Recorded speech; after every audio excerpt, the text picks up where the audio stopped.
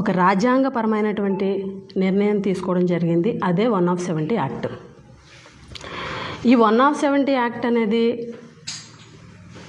గిరిజనులకి రక్షణ కవచం ఎలాగో అలాగే గిరిజనుల సంక్షేమం కోసం, గిరిజనుల హక్కుల కోసం ఈ చట్టం నుంచే కాదు, బ్రిటిష్ కాలం నుంచి కూడా గిరిజన హక్కుల కోసం, గిరిజనుల సంక్షేమం కోసం ఎన్నో చట్టాలు, ఎన్నో సంస్కరణలు అనేవి జరిగినాయి.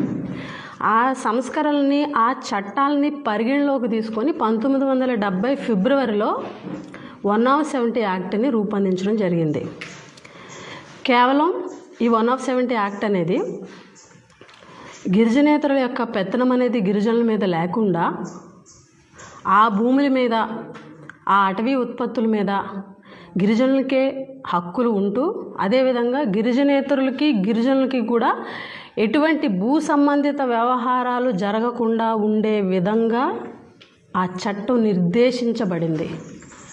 అంత ఇంపార్టెంట్ చట్టముని ఉద్దేశించి ఈ చట్టంలో మార్పులు చేయండి అనే విధంగా శాసనసభ స్పీకర్ అయ్యన్న పాత్రుడు గారు మాట్లాడడం అనేది మేము చెప్పినట్టుగా రాజ్యాంగ వ్యతిరేకము. అలాగే మా గిరిజనుల మనోభావాలు దెబ్బతినడం కాదు, ప్రతి ఒక్కళ్ళు కూడా, ప్రతి గిరిజనుడు కూడా ఆందోళన చెందే విధంగా ఆయన వ్యాఖ్యలు ఉన్నాయి.